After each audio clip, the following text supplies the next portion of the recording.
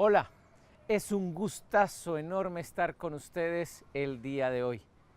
Lamentablemente no pude estar presente en el sexto encuentro latinoamericano de facilitadores. Sin embargo, esta posibilidad de hacerlo por medio de este video me llena de alegría y de tranquilidad por hacer mi aporte a este fabuloso encuentro. Déjame iniciar diciendo que este tema que pretendo trabajar hoy con ustedes es de suma importancia a nivel personal porque hace parte de los sueños, experiencias que he tenido en el mundo de la facilitación y me encanta poder entrar en dos escenarios que han sido vitales para mí, el de la familia y el de la organización. El segundo, porque definitivamente son dos escenarios que tenemos que conciliar. Mi reflexión del día de hoy está un poquitico más allá de cómo construir empresas responsables a nivel de la familia, empresas familiarmente responsables. Es un poco tocar las fibras de lo que podría ser la exigencia que como facilitadores tenemos que empezar a tener en este encuentro entre dos sistemas básicos para el ser humano, la familia y la organización. Déjame iniciar un poco contextualizando de dónde viene mi inquietud acerca de esta situación. Mi proceso formativo vincula inicialmente la psicología y una especialización en familia que hago posterior a mi proceso de graduación en el pregrado. Este encuentro con la familia y con las exigencias de la familia no fue casual. Mi primer trabajo fue precisamente vinculado con el escenario de lo familiar, en proceso de educación y asesoría a la familia. Por eso, al hacerlo, comprendí que era mi mayor aporte en el proceso social, en las exigencias sociales. Por eso hacer mi especialización en familia fue pensado, fue calculado como digamos así, un aporte al mundo, en tanto que percibí en ese momento la importancia de la familia como institución social. Allí, en ese tiempo, comprendí la dimensión tan trascendente que tiene el sistema familiar en la vida de una persona. En última, siempre estamos en un espacio familiar. Si no lo tenemos por consanguinidad, nos lo buscamos por afinidad. Siempre de alguna forma buscamos el escenario de la familia. Por ejemplo, cuando tenemos compañeros de trabajo que son realmente afines con nosotros, inmediatamente aparece el término es que aquí somos una familia. Es decir, la familia es un eje articulador de la vida de los seres humanos. De igual forma, aprendí a ver el mundo a través de ese sistema, el sistema familiar. Siento que esa necesidad que tenemos todos los seres humanos de construirnos en un escenario familiar define lo que somos como seres humanos. En últimas, somos seres gregarios por naturaleza, somos seres que andamos en pequeños grupitos, mínimo de a dos para ser felices. El hecho de tener que necesitar del otro para poder existir nos hace unos seres particulares, especiales, y la familia se configura como ese escenario donde podemos hacerlo y donde podemos ser estos seres humanos que necesitamos crecer y evolucionar siempre al lado de otra persona. Abordé el mundo desde lo familiar, por eso entré en el escenario académico, fui docente en varias ocasiones en donde el sistema familiar era el eje central de la propuesta académica, lo hice terapéuticamente, lo he hecho a nivel preventivo, lo he hecho a nivel educativo. En la biodanza, que fue una formación enorme que tuve, el coaching en la programación neurolingüística, siempre he buscado encontrar estrategias para vincular la familia, para fortalecer el sistema. Y como facilitador, siempre he buscado escenarios para el fortalecimiento de este sistema, fundamentalmente en un escenario, la convivencia entre las personas. La verdad, siempre he sentido que me encanta el espacio de trabajo con la familia. Siempre he sentido que es allí donde tengo que estar. Sin embargo, tengo que decir que no es fácil vender el trabajo con familia. Y me llama la atención fundamentalmente porque es frecuente que se encuentre en el medio expresiones que dicen es muy necesario fortalecer a la familia como sistema.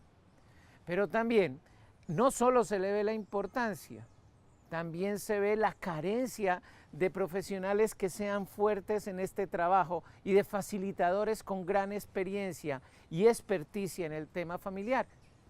Además, tengo que decir también de una postura coherente en el escenario familiar. No siempre es fácil encontrarlo. Sin embargo, pareciera que se le ve la importancia, pero no se invierte ni terapéuticamente, ni en enfoques, ni en procesos que faciliten el crecimiento y el desarrollo del escenario familiar. Entonces, definitivamente se ve la necesidad, pero no se le da en últimas la importancia desde la perspectiva de lo práctico, de acciones concretas en favor del fortalecimiento de la familia. El mundo organizacional es tal vez el mundo en donde más conflicto vemos en ese sentido. Difícilmente las organizaciones entran a fortalecer los escenarios familiares y entienden la necesidad de hacerlo. Un poco eso motiva mi participación y mi presencia hoy aquí. En el trabajo con familias ocurrieron cosas interesantísimas para mi vida. Lo primero es que entendí que la mayoría de los conflictos familiares provienen básicamente de las relaciones de pareja. Mientras el sistema pareja está funcional y fuerte, es posible que la familia se mantenga y siga un camino relativamente sano o sano. Sin embargo, cuando la pareja decae en su fortaleza, el sistema fácilmente se deteriora y se viene abajo. También entendí que los conflictos a nivel de la pareja tienen que ver básicamente en la dinámica de la convivencia, en la construcción y definición de escenarios de negociación y de una manera trascendente en la manera como se definen los roles de género al interior de la relación de pareja. Ello me permitió entender las desigualdades culturales tan fuertes que existen entre los roles femenino y masculinos y entre hombres y mujeres en esta relación, por lo cual me llevó a enfocarme básicamente en un compromiso fuerte para redefinir lo masculino de los hombres. ¿Qué significa eso? Entrar un poco en ayudar a entenderle a los hombres cómo es su estructura, su identidad masculina y los efectos que esa identidad tiene en las relaciones de género, en las relaciones con las mujeres y en otros tipos de relaciones. Me adentré entonces al estudio de las nuevas masculinidades, especialmente en eso, en la construcción y deconstrucción de identidad masculina. Así, pude llegar durante muchos años a muchos públicos. Sin embargo, también me llamó la atención por qué era tan difícil hablar del tema de la masculinidad, hacer proyectos sobre nuevas masculinidades en mi medio, en los lugares en donde yo tenía alguna injerencia profesional.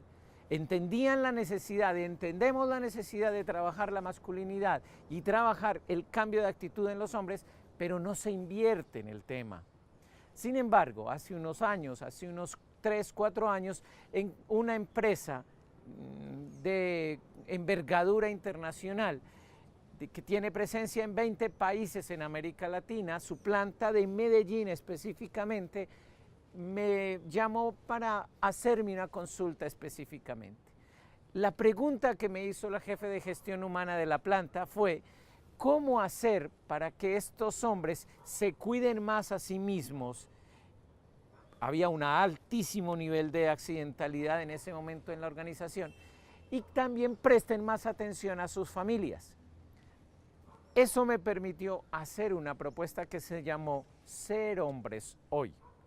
La hipótesis de la cual partíamos es que tanto las dificultades que tienen los hombres para el autocuidado, que los conduce a la accidentalidad, cómo la situación familiar y el deterioro familiar producto de la falta de presencia masculina obedecen ni más ni menos a la manera de ser hombres, a esa forma de ser hombres que como cultura hemos construido. Eso que llamamos identidad de género. Construimos entonces Ser Hombres Hoy y pudimos hacer una propuesta que nos llevó a trabajar con todos los hombres de la organización 2 años seguidos en 2 procesos diferentes.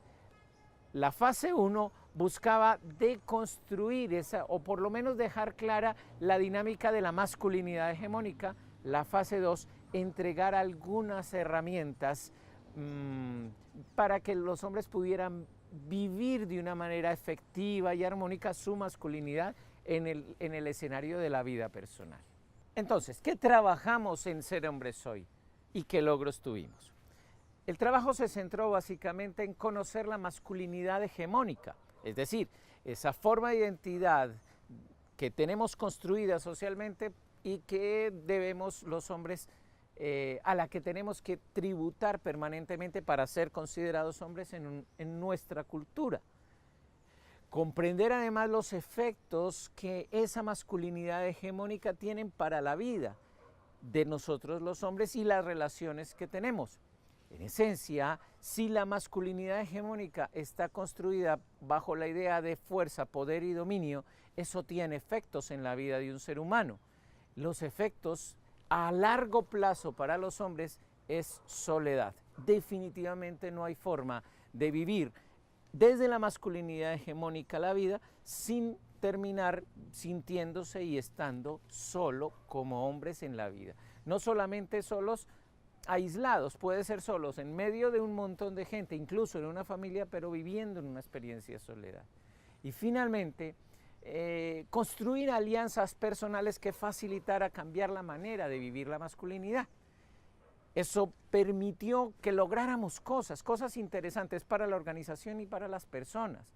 Fortalecer vínculos entre los compañeros, esos escenarios que teníamos de 8 horas en donde conversábamos y desnudábamos el alma como hombres y nos permitíamos sentirnos hombres, pero sentir que podíamos ser afectuosos en un escenario masculino, creó unas nuevas relaciones entre los compañeros. Naturalmente, la accidentalidad disminuyó. Por lo menos en el tiempo en que estuvimos en ese proceso, la accidentalidad disminuyó. De hecho, estaban en un torneo de fútbol y el torneo se tornó muy diferente porque los hombres entendían que debían cuidar sus cuerpos, por lo cual se exponían menos a patadas o golpes malintencionados en este torneo. De hecho, ninguna persona salió gravemente lesionada de estos torneos como suele ocurrir. Y finalmente, el que considero el gran aporte de este proceso, se mejoraron ostensiblemente las relaciones de los hombres con su familia. Ahora, ¿qué efectos tuvo a nivel personal y familiar ese proceso? Podemos contar básicamente 4. El primero, la expresión más abierta y genuina de las emociones y sentimientos. Nuestros hombres relataron que lo podían hacer sintiéndose completamente liberados y sin tanto temor de ser considerados femeninos u homosexuales por hacerlo.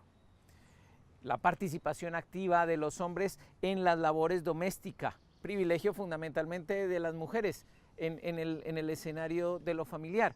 Y ahora compartir ese escenario hacía que se construyeran otras posibilidades para la vida familiar.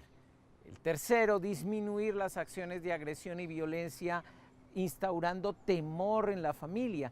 Cuando empezaron a reflexionar acerca de ser hombres y necesitar demostrarlo a través de la fuerza, del rostro rígido o de acciones de violencia, se empezaron a cuestionar los resultados de eso y empezaron a transformar esa manera de llegar a sus hijos, de educar a sus hijos y de conversar con sus mujeres.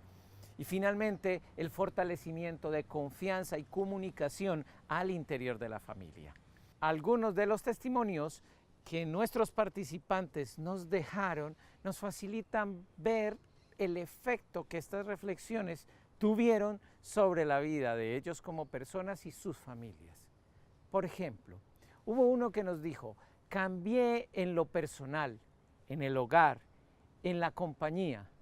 Ya escucho más y soy más solidario, sobre todo a concientizarme de la importancia y el valor de la familia. Otro nos dijo: conversé con mi hijo acerca de lo visto en el taller y eso le sirvió para fortalecer su masculinidad, así como para fortalecer los lazos entre él y yo, así como nuestra expresión afectiva, mejorando mucho nuestra comunicación.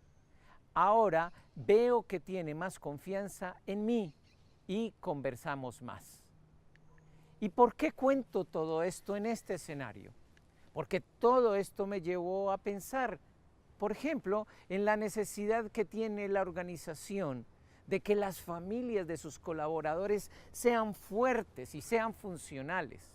También encontré que en la mañana sale del trabajo un papá, sale del trabajo un hermano, sale del trabajo un hijo, sale del trabajo un ciudadano, un vecino.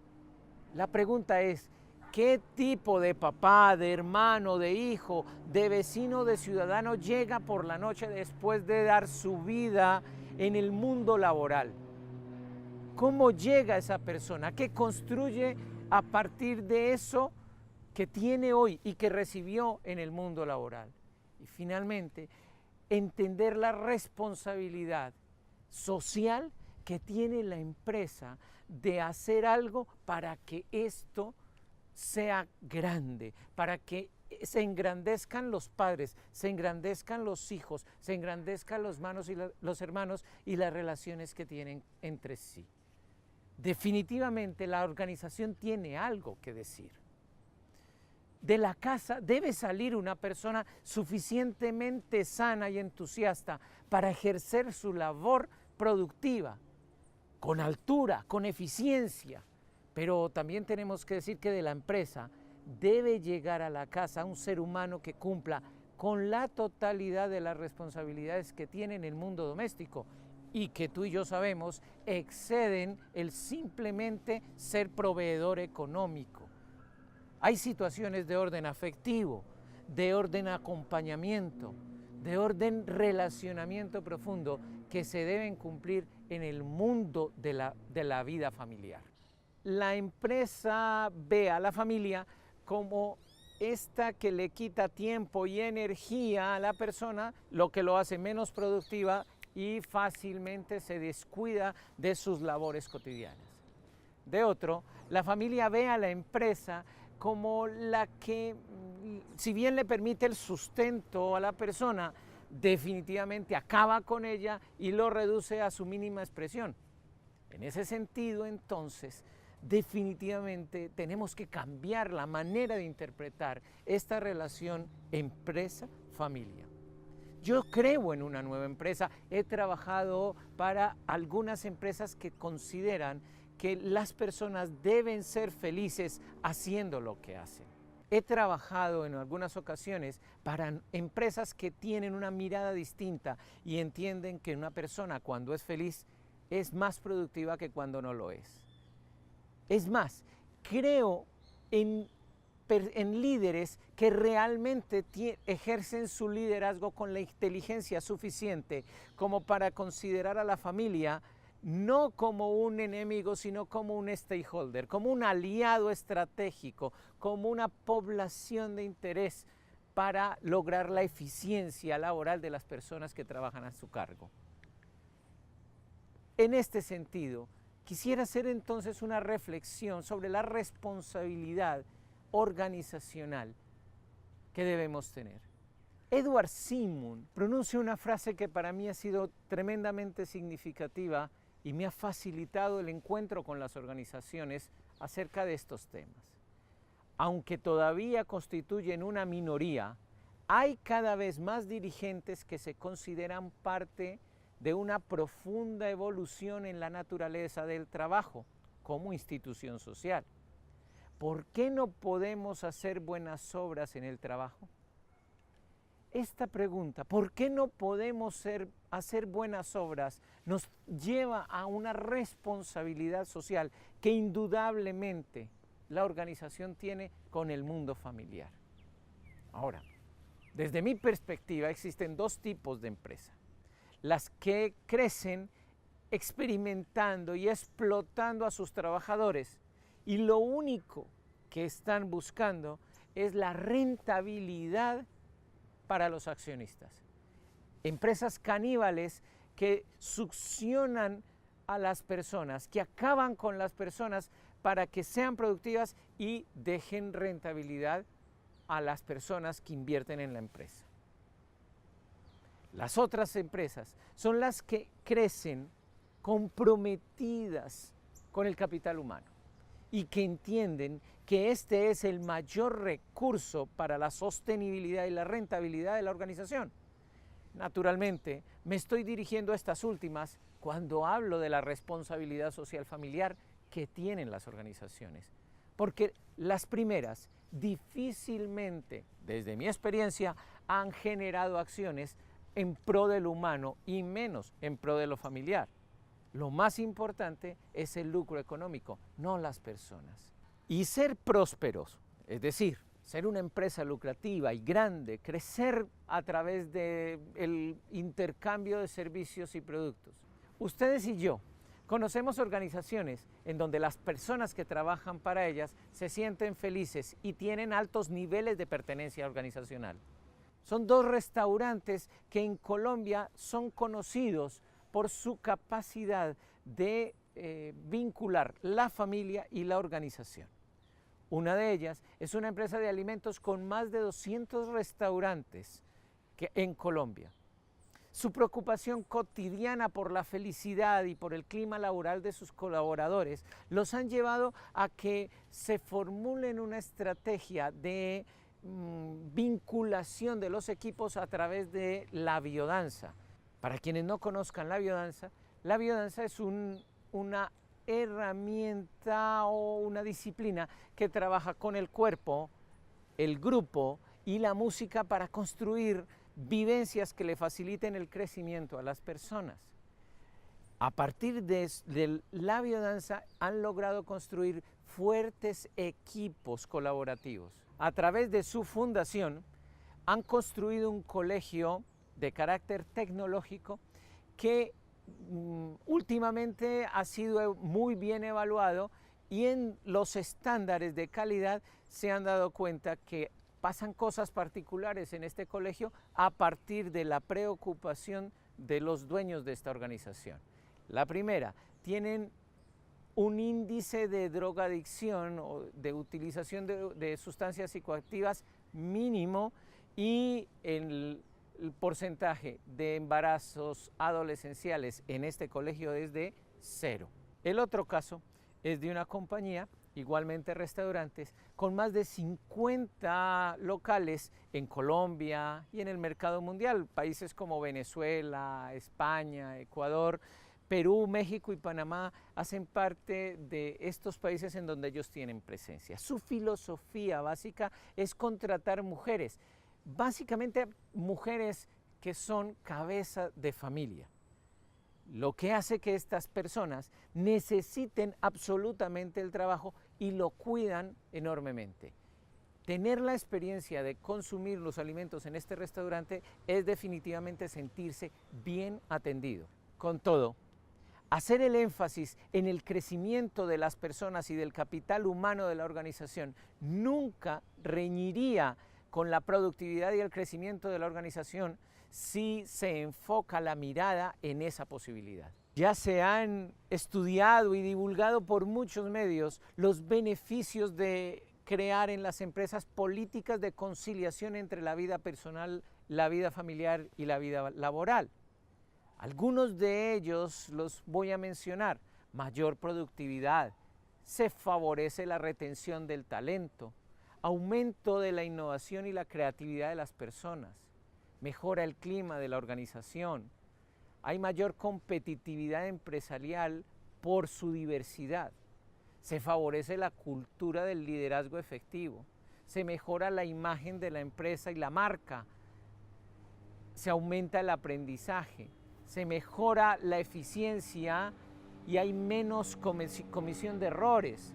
Se facilita la discriminación positiva en el consumo y se disminuyen algunos costos fijos.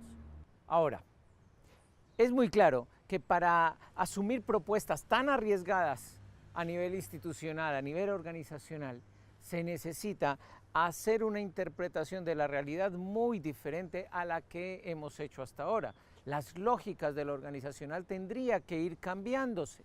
Por ejemplo, sería necesario que empezáramos a entender que todas las personas merecemos tener una vida familiar feliz y funcional al mismo tiempo que un trabajo estable, enriquecedor, sin que uno de los dos tenga privilegios sobre el otro, o sin que esta felicidad sea privilegio de algunos y que otros no puedan tenerla. Tendríamos igualmente que valorar el capital humano como un activo intangible representado en la riqueza de la organización y que se traduce fácilmente en aspectos como incremento en las ventas, eficiencia laboral, productividad, utilidades, etcétera, que aumentan el valor de las empresas y dan dividendos, y que igualmente es posible cuantificar estos dividendos producto del fortalecimiento del capital humano.